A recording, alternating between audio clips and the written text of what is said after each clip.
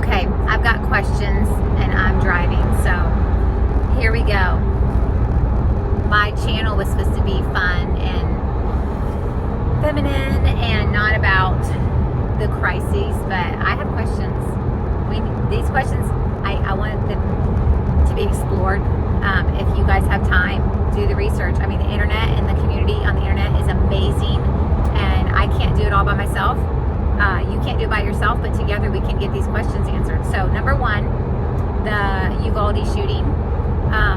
I posted on Mission USA Strong. If you look at the two posts, some news articles I captured right away. As soon as it happened, I started screenshotting the news right away because I just knew this is a pattern that I've been studying for over 10 years with these school shootings and other shootings too, not just school ones. But if you're new to the fact that these school shootings can be false flags, they can be propaganda where kids really are killed and people are really killed as well. So if someone says false flag, it doesn't mean that, well, I don't know how to explain it, but just that's not my point. Let's get back to that in a minute. So these things are really happening. They used to be, well, okay, I will explain it. From what I've seen, they used to be false flags where they were setups and movie actors and scripts. But then the public got really smart and figured out, and people were starting to fact check. We were fact checking the stories. And so around the time Sandy Hook happened, which I forget what year that was. I want to say it was, oh yeah, it was 2012 because we're on the 10-year anniversary, see? That's right. That's significant to know. So around 2012 is when Sandy Hook happened. People were like, "Oh no, it's false flag," and documents and proof and all this stuff was out there. Okay, and a lot of people were calling, people like me, who I was behind the scenes, looking at it and believing what was happening or not believing, but what was happening. I was doing my own research quietly. But there were people that were brave and they were speaking out. And people were like, oh my gosh, I can't believe that this person would say that. And they're so insensitive and blah, blah, blah. Well, fast forward. So in 2014, I believe it was, Obama passed some kind of legislation. His administration passed legislation that it was legal to propaganda American citizens. And I'm pretty sure I read in there that includes even if they die, for the agenda of terrorists, to protect us from terrorists, that they could do this. It is very scary. Go look up Naomi Wolf. She's the one that tipped me off to this and does a great job explaining it. Okay, so now we've started to notice that, well, I have started to notice that when these shootings happen, and I've done a lot of research. I've spent many hours through the years going down rabbit holes trying to know that I know, was it real? Was it not real? Was it real? Was it not real? Did people really die? Did they not die? And I've been doing that, okay? So fast forward to now, but I have seen that people are really dying. So I wouldn't call it a false flag anymore. We need a new term for it because it is a setup. Like, these things do happen as a setup. And I'm not going to say 100% Uvalde is a setup, okay? But I'm telling you, there are things that you need to look for. And I'm not seeing that it's not a setup. Let's just say that. So I can't prove it is a setup, but I can also tell you can't prove it's not a setup. So I apologize. I'm driving and trying to be safe while I'm doing this video. So if you're new to my channel, what I do is I do these talks in the car and I ramble a lot, but I do have points I'm getting to. But this is how I roll. Okay, so I'm at a railroad crossing. So here's the question I have. Where are the videos of the witnesses? Like, I haven't seen a single video of witnesses. We live in an age when everybody has a phone. And typically in some of these previous shootings, you'll see people on their own cell phones giving video. You'll also see news broadcasters out in the parking lot so insensitively interviewing the people that have just witnessed trauma right off the bat. Where are those videos? I'm not seeing those yet. This happened yesterday at 11 in the morning, and I have not yet seen anything other than mainstream media covering this with their own agenda. So where are the videos? So if you have seen those, link them in the comments below so that people can see that I'm wrong, that there are videos of witnesses on the day of the shooting. Kids have phones. Even elementary kids have phones. Teachers have phones. Where is a single video of one of the teachers in that school when the shooting was happening calling 911? Where are the 911 calls? Where is any of that? So that's one thing. And I haven't spent a lot of time researching yet, so I could be wrong, but I'm just throwing this out there. That is one thing we need to look for. Where are the videos? Because if you and I know, if there was a shooting at my son's school or your child's school, you probably would be saying something on Facebook or Instagram or Twitter. You would be saying something, and you might even go live and have it on your story to say, hey, pray for my family. My kids are trapped in the school. I haven't seen them in hours. They're not telling me information. You would be frantically telling people to pray for you. Where is that? Okay, I haven't seen any of that. Number two, I even looked up on Facebook yesterday. If you just search in Uvalde, you'll see all the posts about Uvalde. Okay, and all I saw was the post telling what happened and people saying we're praying for them, but nobody was from within the inner circle of that school saying that or asking for that.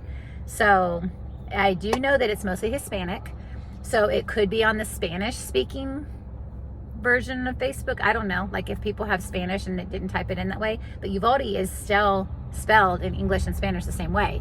So I just think it's interesting to note that there are not videos yet that are telling us the 911 calls. They're not telling us teachers. How many, like 20 teachers at least in that school, principals. Where's their interviews? That's weird. Okay, number two, I put this on my story. Where are the videos of the helicopters care flighting these kids to the hospital? Where are the videos and the pictures of the ambulances showing up for, what is it now, 18, 19 children dead and 2 adults dead? I've seen different results, by the way. It started with 14 kids and 1 adult, and then it turned into 18 kids and 2 adults, then it turned into 18 kids and 3 adults, and now it's 19 kids and, hang on, now it's 19 kids and 2 adults. It keeps changing, okay? And I'm thinking, can they not do a head count? Because literally, you know, they could have said, okay, I saw one article that said 2 kids arrived dead on arrival at the hospital. Okay, so then they would say there's how many injured? Which brings me to my next point. So if you have, let's just go with 19 kids, 2 adults, okay? If you have 2 kids arrive at the hospital, dead on arrival, you have 17 kids with gunshot wounds, and you have 2 adults with gunshot wounds.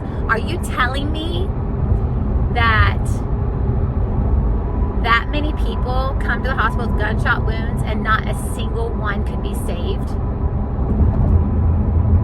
That doesn't make sense. It doesn't make sense. Our medical communities are amazing. Okay, so the other thing that doesn't make sense is they told us in the articles that he might have had a handgun and a shotgun, but then they're telling us in these other articles that they're showing pictures of that he posted on social media these, I don't know guns, guys, but these automatic, what are they called? Automatic guns? I just lost the word. They're not called automatic guns. What are they called? Anyway, I'm an educated, uneducated mom trying to give you guys these things, so give me grace here. These automatic weapons. Is that what they're called? Automatic weapons? There's something else I'm looking for. But anyway, so what was it? Was it a handgun? Was it a shotgun? Or was it automatic weapons? Okay, so let's just go with the automatic weapons, all right? If he had automatic weapons and he sprays the classroom,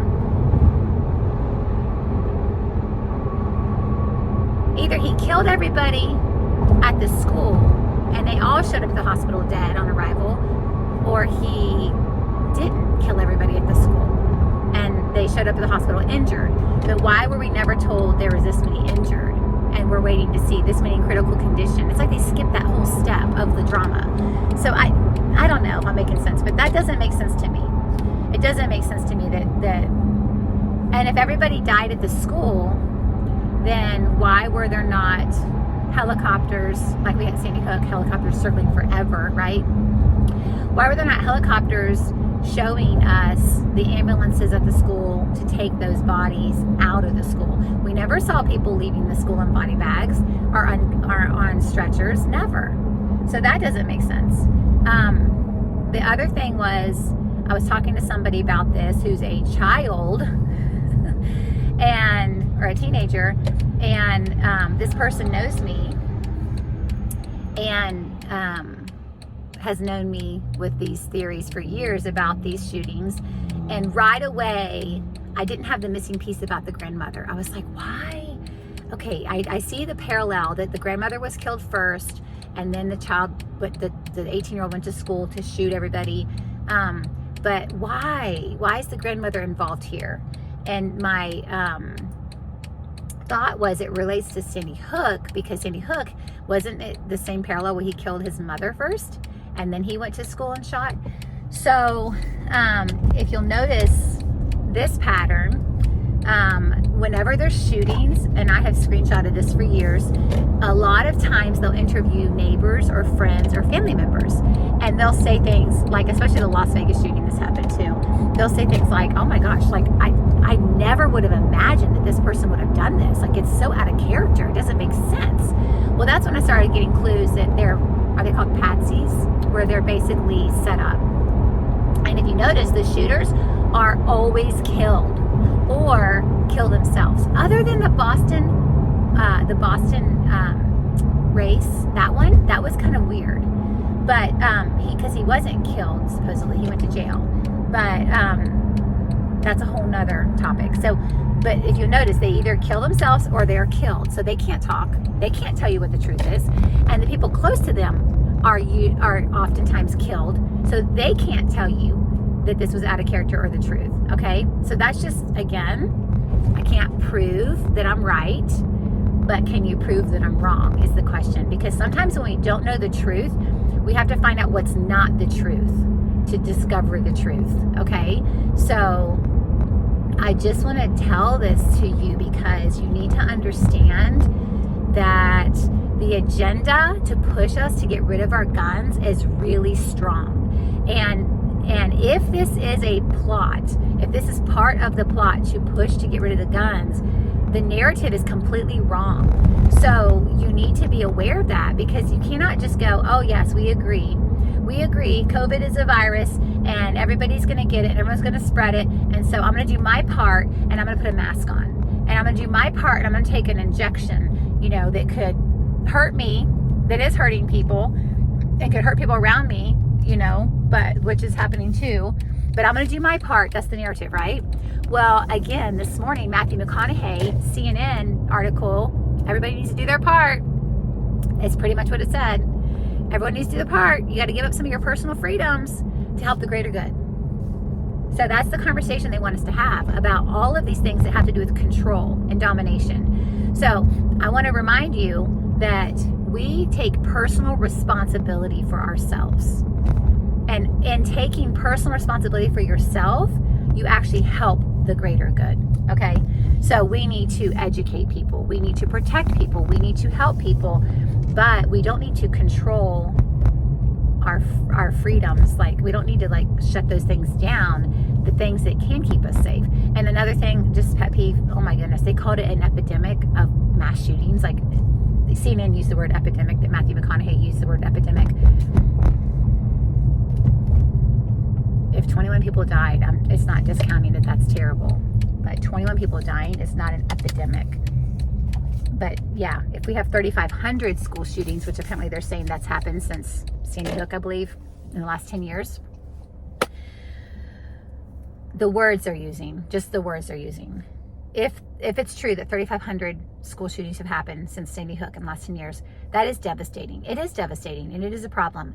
But here's the bigger problem. Our government is attacking us with an agenda and possibly killing our kids to get that to happen. So we need to wake up. I'm home. There's more to say, but that's it for now.